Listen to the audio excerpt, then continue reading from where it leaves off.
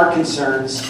You can find him on AM 560, 5 to 9, Monday through Friday. Here is Dan Proft.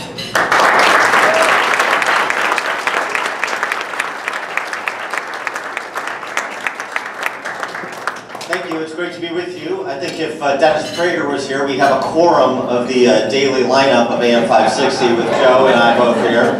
So it's great to be with you. I know it must have been difficult, that Rick Monday video, which is a classic video, but I know it must have been difficult for the Cubs fans in the room to see Steve Garvey. Again, speaking as a Sox season ticket holder. It's great to see old friends. I haven't seen T.R. Smith since we went on a Hawaiian cruise together. It's not quite what it sounds. I don't want rumors to get started, but that's right. Yeah, it's just, he wishes it was just me and him, but it was actually a cruise at my old station. So it's good to see old friends. A bit of good news and a bit of bad news. Thinking about Flag Day and the symbol that the American flag and all its iterations has exemplified over the last 238 years, this kind of beacon of liberty. And the question is, can we still be a free people if we have enslaved ourselves in debt? Setting up for Leslie Munger for her keynote address, Illinois, $214 billion in debt, $214 billion in debt, $30 billion in assets. Now, remove the B's from those numbers, and the point is you're carrying a 7-to-1 debt-to-assets load, and you don't need to be a CPA to understand that is a very precarious position in which to live. So we have big challenges ahead. The good news is, speaking of the 2016 election cycle, thinking about electoral politics for a minute, two other numbers, 20 and 10. 20 and 10. 20 state house seats and 10 state senate seats that Bruce Rauner won in November that are currently occupied by Democrats. So thinking about our super minority position in the General Assembly and how difficult it is to get anything done, as Bruce Rauner has found out over the last 6 months, we have great opportunity in 16 to get out of the super minority, particularly in the House where it only requires 1 seat. But also to move the flag, as it were, in the Senate as well, with an eye towards getting out of the super minority and into majority position over the next couple of cycles in both chambers so that we can actually move an economic liberty policy agenda. It is doable. This is not California, this is not Oregon, this is not Massachusetts. This is a center-right state where we have been losing a lot of races, even by very narrow margins, that we should not have been losing over the last several cycles. And we can turn that around at any given point if we accomplish a few things. So thinking about the landscape from the national level to the local level in 2016, I think you see a dichotomy that is coming into focus. And that dichotomy is this, in my estimation. You have ruling class politicians versus people who play by the rules and are fleeced by a government they finance. And this challenge, this internal struggle is happening on both sides of the political spectrum. And I'll just give you 2 quick examples to provide some tangible support to that contention. In the recently concluded mayoral election in Chicago, I'm talking about, where Mayor Tiny Dancer was pushed by an unremarkable, journeyman, less than terribly talented politician to a runoff for the first time in the history of Chicago mayoral politics.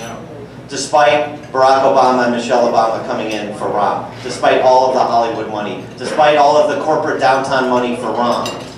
You had this very strange coalition of conservative Republicans who live in Chicago, and even conservative Republicans who don't, promoting Jesus Chuy Garcia, as well as the progressive left grassroots promoting Jesus Chuy Garcia against Rahm Emanuel, because people are sick of being lorded over by politicians like Rahm Emanuel who are kind of playing out their Napoleonic complex on our dime. Actually, I think if you go back, it was Napoleon who had a Rahm complex. That's how bad it is in Chicago and in Illinois.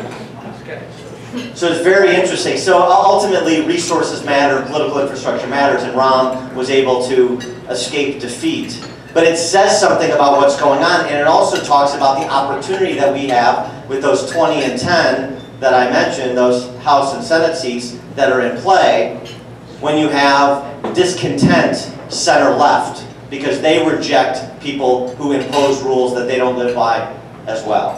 At least some of them do, and we only need some of them. On the center-right, I think this ruling class versus people who play by the rules has been most exemplified by the treatment Scott Walker has received by the Washington Press Corps right as soon as he got out and it became clear that he was not only going to be a candidate for president, but one of the leading candidates for president. What was the first thing that the Washington Press Corps did in terms of questioning whether Walker had the chops to be president of the United States? What was the big problem that Scott Walker had? No college degree. No college degree. Yep. Like 70% of the country, he does not have a college degree. So it's fascinating. His record in the legislature in Wisconsin, his record as Milwaukee County Executive, a county that has the same political demographics as Cook, by the way, 3-to-1 Democrat to Republican. His record as the now 2-term, 3-election governor of Wisconsin. None of that matters. None of that matters because he left Marquette a semester early to go to work. He's unqualified to be president of the United States. It's a fascinating question to raise. Only it made even more fascinating by questioning whether Marco Rubio could be president because he had 4 speeding tickets in 18 years.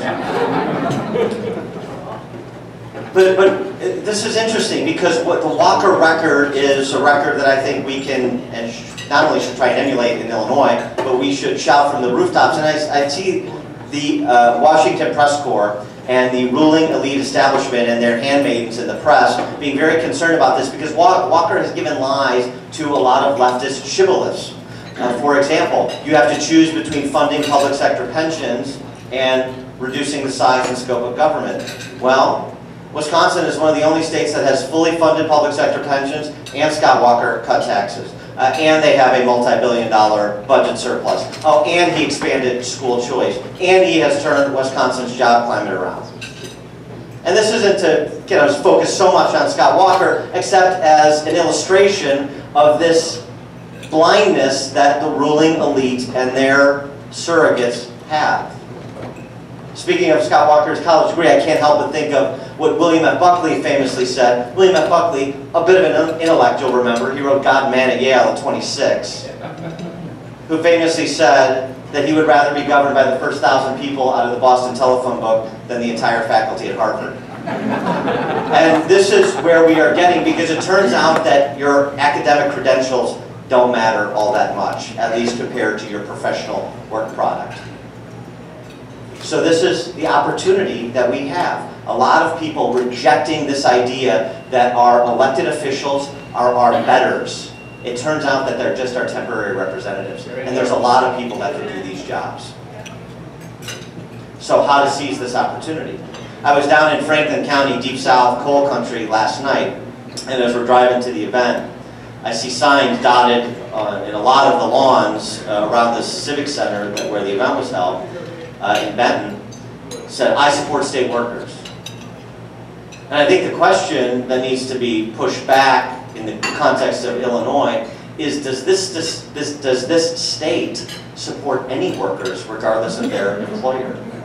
That's what I would put, the question I would put to public sector union workers and to those who have, for whatever reason, culturally or because of the caricature of the Republican Party that the Democrats have created, have aligned themselves with the Democrats. But it goes to the mentality that we have to break. And the way I think we break it is by answering a simple question. And it's not just for our standard bearers, our candidates to answer. It's for all of us to answer as activists, as proselytizers of the message, as opinion leaders within the party. And it's to answer the question, why? Why are you a Republican? Why are you here on Sunday afternoon at this brunch when so many of your colleagues and neighbors and co-volunteers and co-parishioners are not? Why? Simon Sinek, who's this really sharp retired ad exec from Uncle V. Mather, came up with what he called the inverted circle of how people make purchasing decisions. And that purchasing decision can be for a consumer electronics product, or it can be for a candidate for office. And it all boils down to a simple sentence. People don't buy what you do, they buy why you do it. People don't buy what you do, they buy why you do it. And so the why turns out to be the most important question everyone has to answer. Because if you don't answer the why, you never get to the what or the how. Cynic uses the example of Martin Luther King. On the Mall in Washington, he didn't say, I have a plan. He said, I have a dream. So the why for King and the Civil Rights Movement was to create a more racially just society. And once you buy into that, then we can talk about the what and the how we're going to get there. And we do, if you listen to many of our candidates, we do the opposite. We talk about our credentials, our professional records, to kind of pre-qual ourselves, and then we get into what we're going to do. I'm going to cut taxes, I'm going to lower spending, I'm going to reduce the size of government. How am I going to do it? I'm going to work across the aisle, I'm going to kidnap Mike Madigan, hold him in an undisclosed location. That's how we're going to do it. Yeah, I know that gets a lot of support. The problem is they're like orcs, they just keep coming. If Madigan goes, there's another one right behind him to replace him. And so answering that why question, why is Apple the most profitable company in the world? A lot of companies make personal computers, a lot of companies make smartphones and tablets now. Why Apple?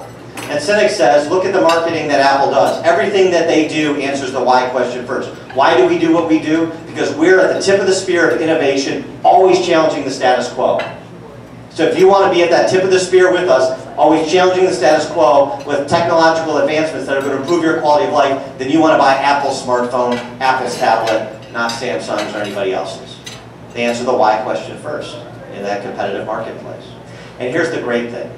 The why question, the answer to it, there's no singular answer. This is not a talking point you get from me or a politician and then you go rinse and repeat. It needs to be authentically why you are an Illinois Republican, why you are here. So I'm an Illinois Republican, for example, because I believe that every child should have access to the kind of quality K through 12 education that would allow them to grow up and become a radio talk show host where you have a phony baloney job where you work 20 hours a week and they pay you a lot of money. That's great, but I wouldn't have had this opportunity if my parents didn't sacrifice to send me to good schools, St. Michael's and Wheaton, Bennett Academy, and then on to college. By the way, how do you know someone went to Bennett Academy? They tell you.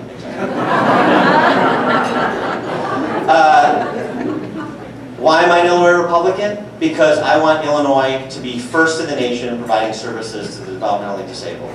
And right now, we are 51st. 51st. There's only 50 states. We are also behind the District of Columbia. And so $214 billion in debt, and all the politicians say we're interested in helping the truly vulnerable, that's why I'm going to Springfield. Well, that's interesting. After all the money that's been taxed and spent and borrowed and spent, if you were interested in helping those who we all believe should require, or we all believe should receive state services through no fault of their own,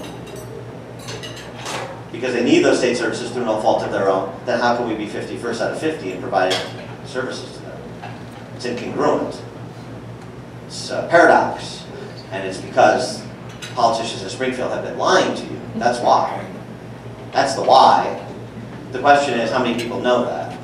Not a lot. But let me tell you something people do know in their friend circles, their colleague circles. Families with a family member who has a developmental disability are fleeing this state, just like entrepreneurs are, to other states that are more civilized and keep their promises, not only to state workers and not only to taxpayers, but to people who need state services through no fault of their own, where the entire electorate says, yes, those individuals should be provided state services. That's happening because we've become uncivilized. Uncivilized. And so those are my whys, and you'll note that my whys have very little to do with abstractions like cutting marginal tax rates or reducing unfunded liabilities. They have to do with how we improve lives for other human beings, because that's, I think, why all of us are in politics, to improve the quality of our life, but also to improve the quality of life of other people we care about, and frankly, other people we don't know, because we have a certain ethic in America that calls us to be our brother's keeper, not through the state, but individually, through individual action, through philanthropic and civic work. So that's why. But it doesn't, you don't have to adopt my whys. Like I said, if you're a small business owner operator with fewer than 5 employees, like 1.1 million similarly situated individuals, your why could be, I'm in this position. I'm the kind of center of vitality, economic vitality in this state, people like me, and I want this state to be in a position where it's encouraging other entrepreneurs to follow the path that I follow. That's a great why. Randy was talking about farmers. Illinois farmers, every Illinois farmer feeds 153 people. We feed the world. That's something to be proud of. So as an Illinois farmer, for example, I'm proud that we feed the world, and I want to make sure our agribusiness sector is protected and enhanced, because that's really important. That's why I'm a Republican. That's a great why. There's no exhaustive list. It requires a little bit of thinking and maybe a little bit of soul searching, so that when you have these conversations where there's the opportunity to move people, when this inflection point presents itself, you have an authentic response, because that's how you change minds. And by the way, minds get changed all the time. This idea, oh, well, you know, woe is us, it's always, these guys always vote Democrat, so pay no attention to them. There are some people like that. There are some people that are impervious to reason, but there are a lot that are not. In 2008, a lot of people voted for Barack Obama. In 2010, they voted for congressional Republicans, otherwise we wouldn't have taken the House. In 2012, a lot of people voted for Barack Obama again, and then in 2014, a lot of those same people voted for Senate Republicans, otherwise we wouldn't have taken the Senate. People move. People move. And we need to get more people to move in Illinois, even in a Republican county like Kane. I was talking to the chairman before the event. Look, it's not enough to be Republican. It's not enough to have all your elected officials be Republican. Kane, collar counties like Kane, where I hail, DuPage, and others, need to deliver big totals if we're going to win statewide elections, if we're going to re-elect a U.S. Senator, if we're going to win the governorship again in 2018 so that we control the map. Very important. Oh, by the way, looking ahead a little bit down the road like we should do when we don't do enough. But you've got to answer that why question. And I think if you answer the why question, if we take up that why question, we can take on the political ruling class in Springfield, and we can make Illinois a little bit more free, a little bit more civilized, and a state that keeps its promises. Thank you very much.